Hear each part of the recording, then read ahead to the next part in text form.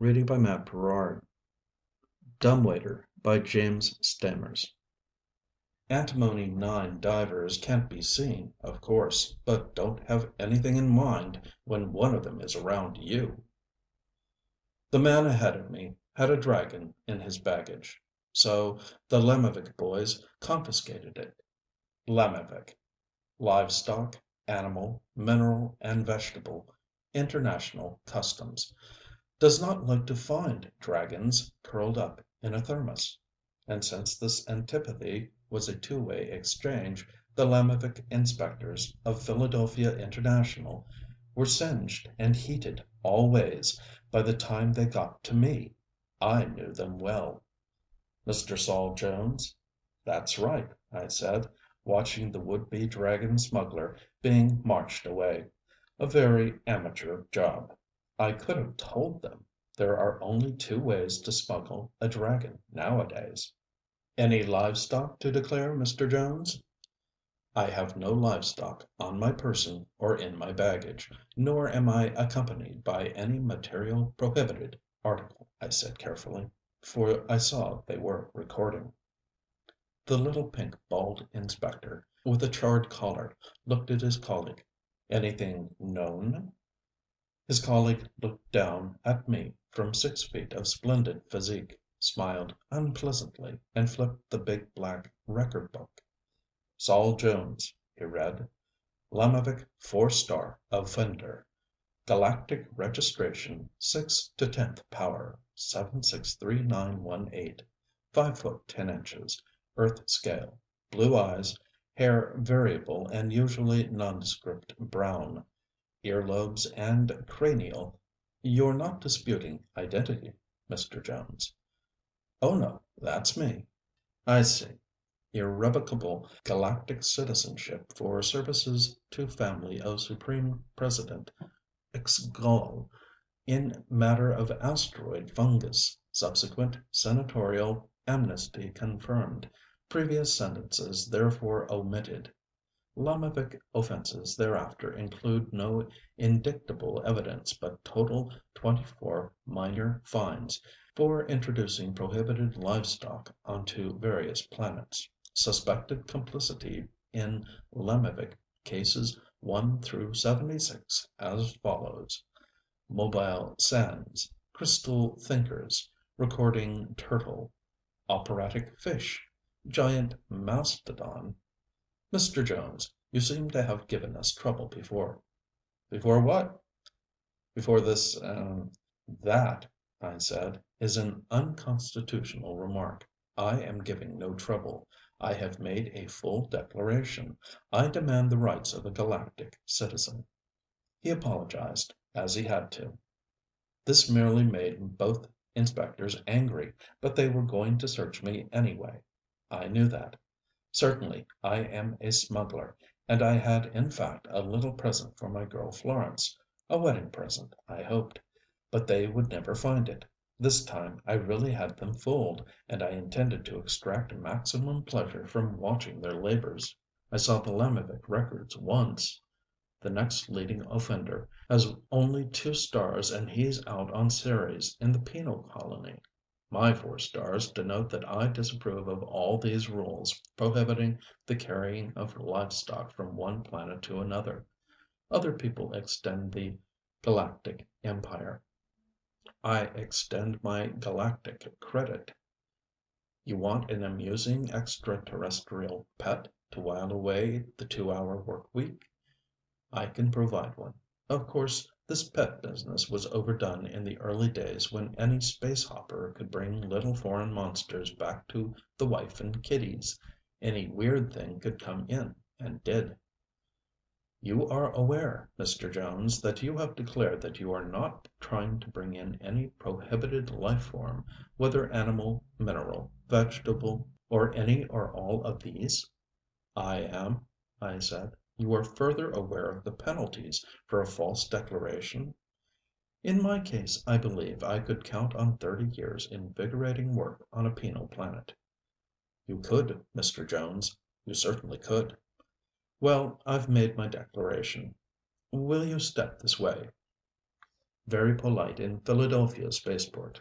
I followed the inspectors into the screening cubicles. There was a nasty looking device in the corner. "I thought those things were illegal," I said. "Unfortunately, Mr. Jones, you are, as you know, quite right. We may not employ a telepath instrument on any unconvicted person."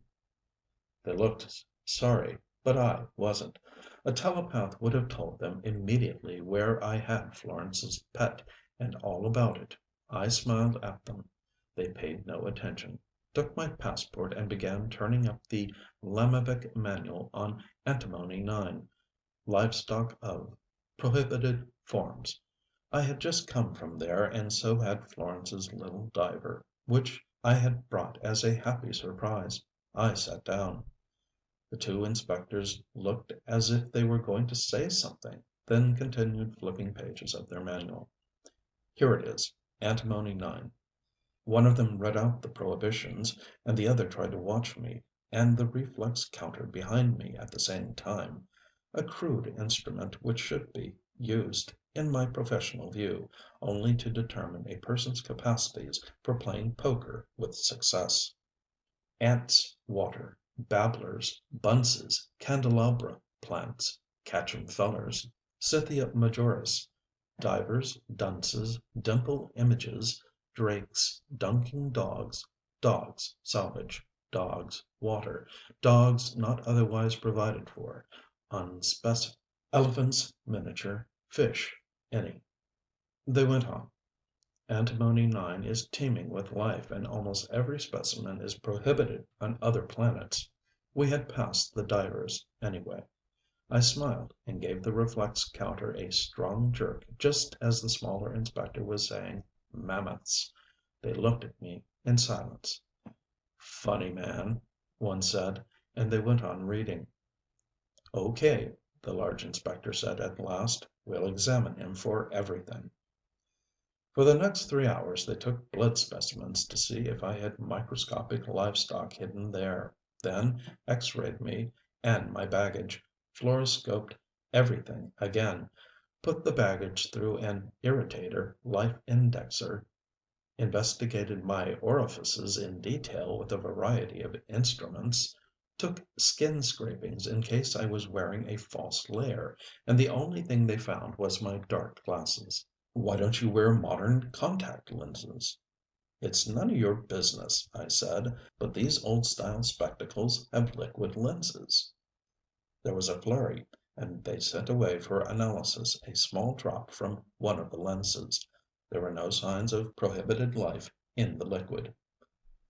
"I could have told you that," I said. "It's dicyanin, a vegetable extract. Diminishes the glare." I put the glasses on my nose and hooked on the earpieces. The effect was medieval, but I could see the little diver now. I could also see disturbing evidence of the inspector's mental condition.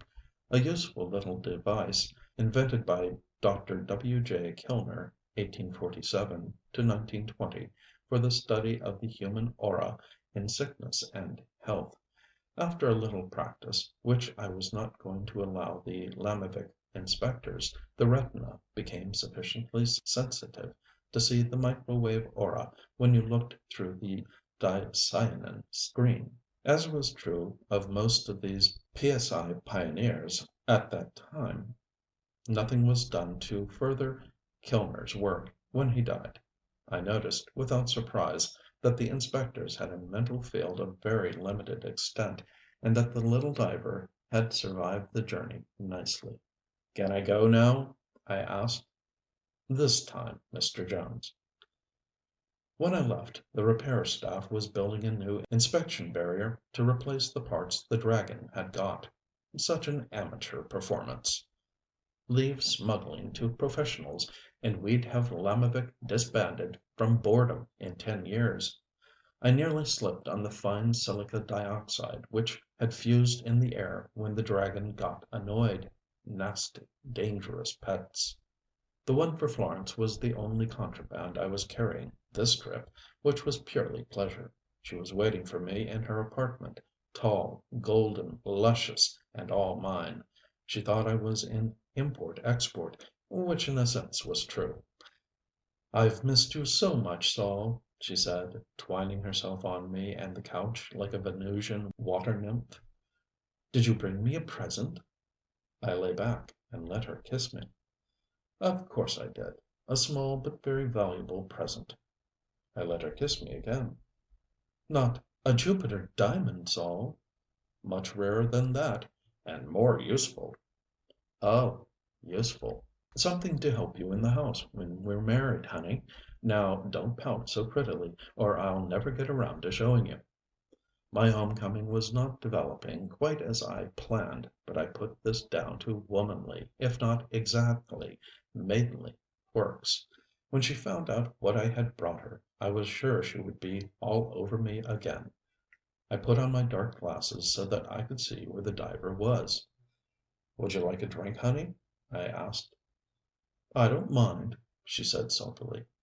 I looked at the diver, concentrated hard on the thought of a bottle from the cabinet, two glasses and a pitcher of ice from the kitchen.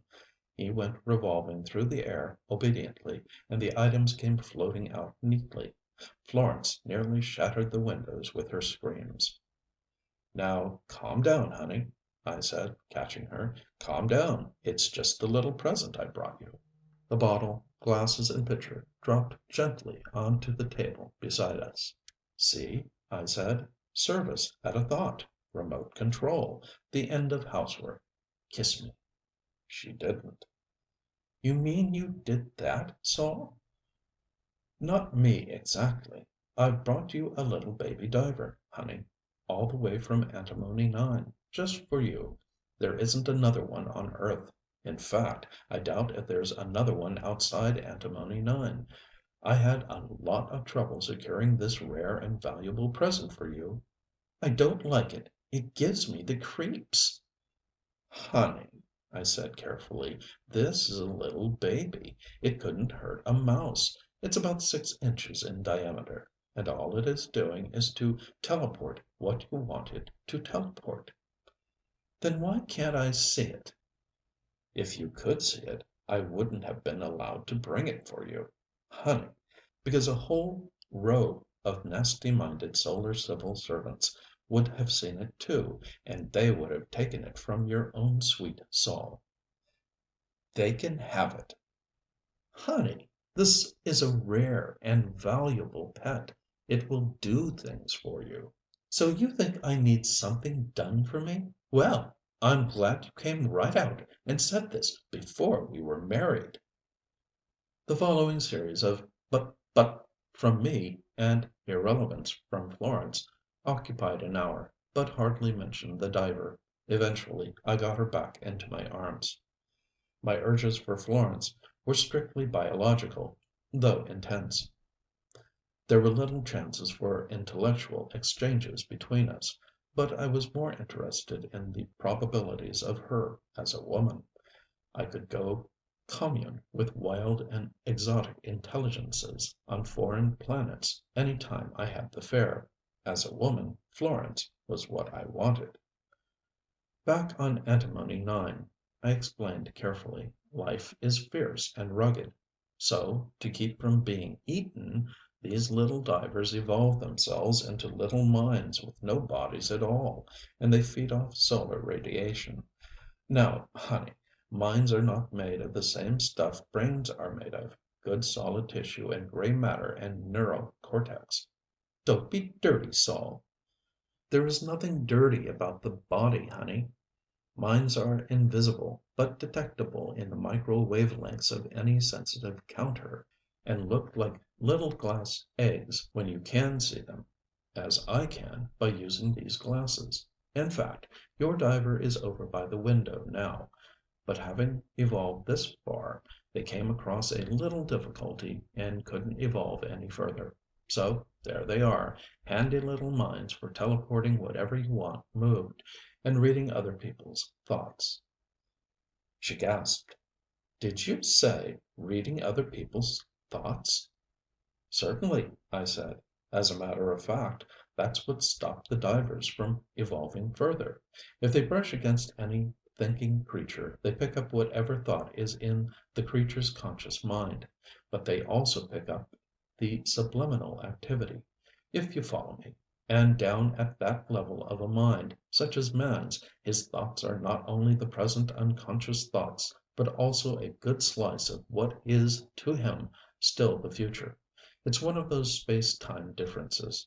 The divers are not really on the same space-time reference as the physical world, but that makes them all the more useful because our minds aren't either. "Did you say reading other people's thoughts, like a telepath?" she persisted. Exactly like a telepath, or any other class of PSI. We're really living on a much wider scale than we're conscious of, but our mind only tracks down one point in time-space in a straight line, which happens to fit our bodies. Our subliminal mind is way out in every direction, including time, and when you pick up fragments of this consciously, you're a PSI. That's all. So the divers got thoroughly confused. That's what it amounts to, and never evolved any further. So you see, honey, it's all perfectly natural. I think you're just dirty. Eh? Everyone hates telepaths. You know that. I don't. Oh, you go wandering all over the galaxy. But my friends, what could I say to my friends if they learned I had something like a telepath in the apartment? It's only a baby diver, I keep telling you, honey. And anyway, you'll be able to tell what they're really thinking about you. Florence looked thoughtful. And what they've been doing? Sometimes they will do what they think they'll do, and sometimes they don't make it. But it's what their subliminal plans to have happen. Yes. She kissed me. I think it's a lovely present, Saul. She snuggled up to me, and I concentrated on bringing the diver over to her. I thought I'd read her, just for a joke, and see what she had in mind. I took a close look. What's the matter, Saul? Oh, honey, you beautiful creature. This is nice, but what made you say that? I just got the diver to show me your mind, and bits of the next 2 weeks you have in mind. It's going to be a lovely, lovely vacation. She blushed very violently and got angry. You had no right to look at what I was thinking, Saul. It wasn't what you were thinking so much as what you will be thinking, honey. I figure in it quite well. I won't have it, Saul. Do you hear me? I think spying on people is detestable. I thought you liked the idea of tagging your friends. That's different. Either we go somewhere without that whatever it is, or you can marry someone else. I don't mind having it around after we're married, but not before, Saul. Do you understand? I was already reaching for the video yellow pages. I turned on the television wall in the apartment before we left and instructed the diver to stay around and watch it. They are very curious creatures, inquisitive, always chasing new ideas, and I thought that should hold the diver happily for several days. Meanwhile, I had booked adjoining rooms at the Asteroid Central. The Asteroid Central advertised in the video yellow pages that it practiced the most rigid discrimination, meaning no telepaths, clairvoyants, clairaudients, or psychometrists. Life was hard on a PSI outside government circles, but life was much harder on the rest of the world seeking secluded privacy and discretion. The Asteroid Central was so discreet you could hardly see where you were going. Dim lights, elegant figures passing in the gloom, singing perfumes of the gentlest kind, and guaranteed PSI free on every bedroom door.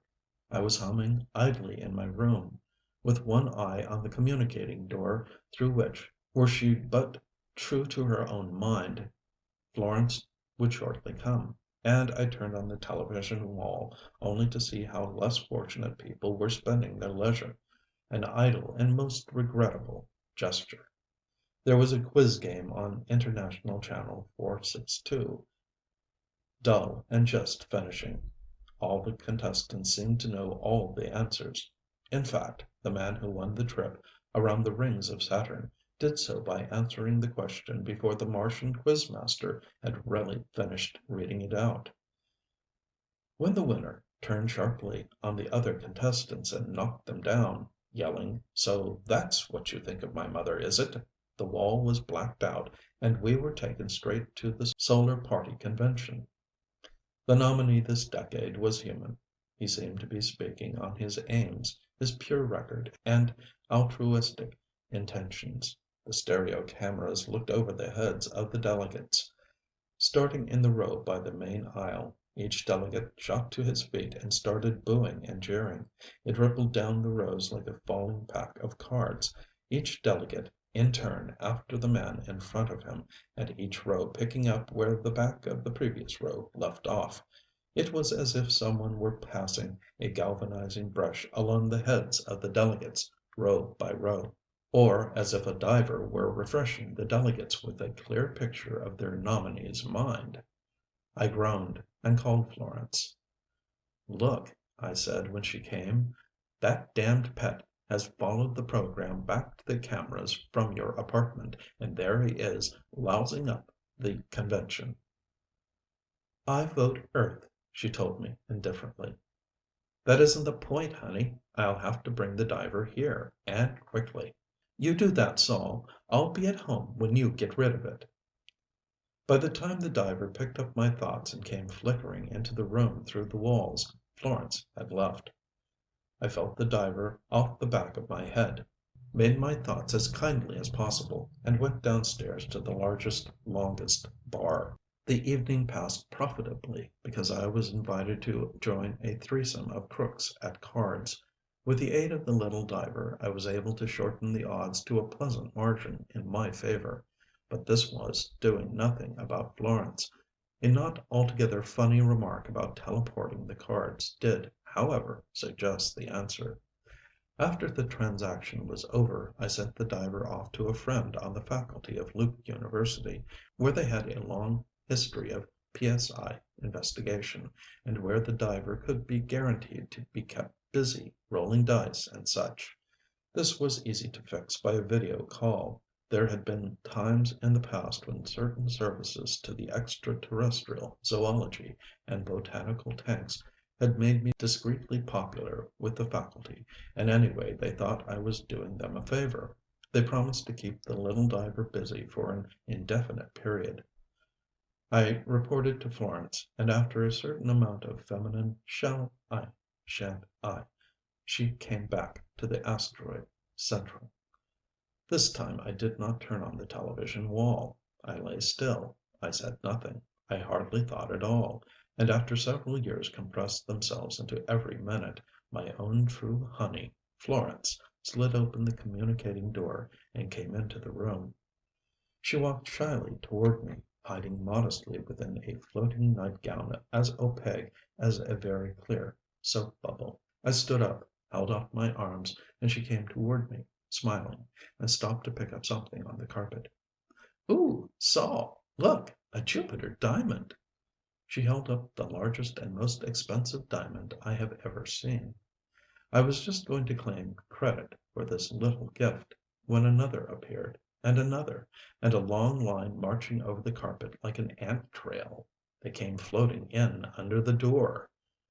Now love is for vacations, and between my own sweet Florence and a diamond mine there is no comparison. I put on my dicyanin glasses and saw the baby diver was back and at work teleporting. I said so, but this time there were no hysterics from Florence. "I was just thinking of him," she said, "and wishing you had brought me a Jupiter diamond instead." "Well, honey, it looks as if you got both." I watched her scrambling on the carpet, gathering handfuls of diamonds and not in the least interested in me. On Antimony 9, the little divers switched from one space-time point to another simultaneously, and the baby diver had come back from the Solar Party convention the same way.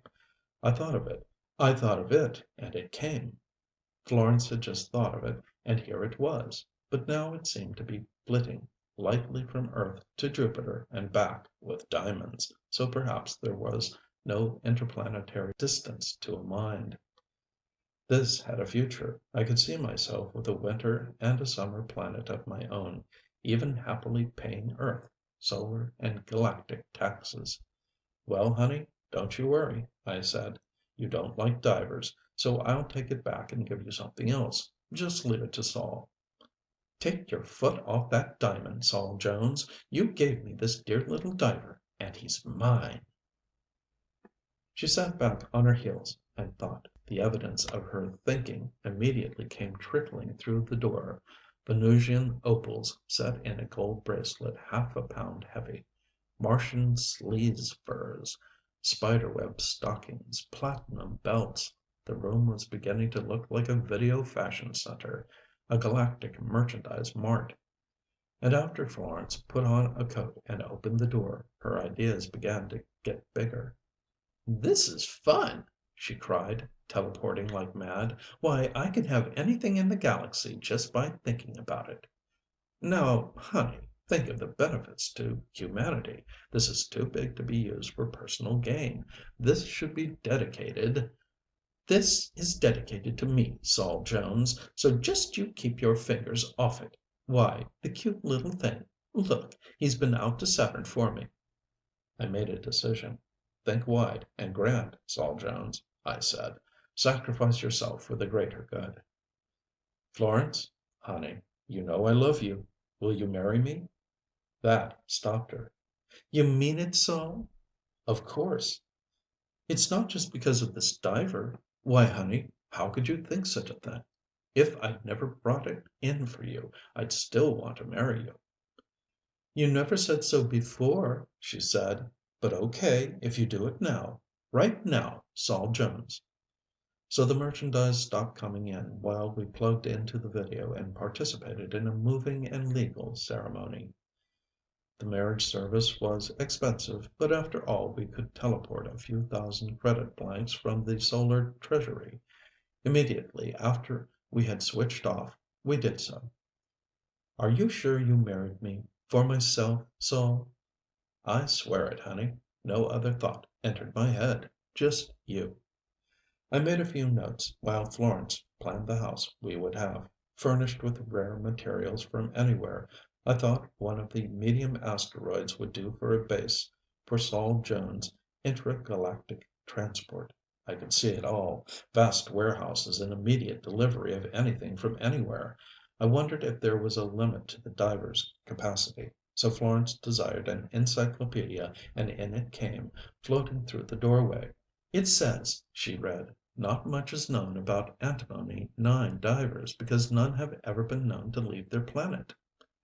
"They probably need the stimulus of an educated mind," I said.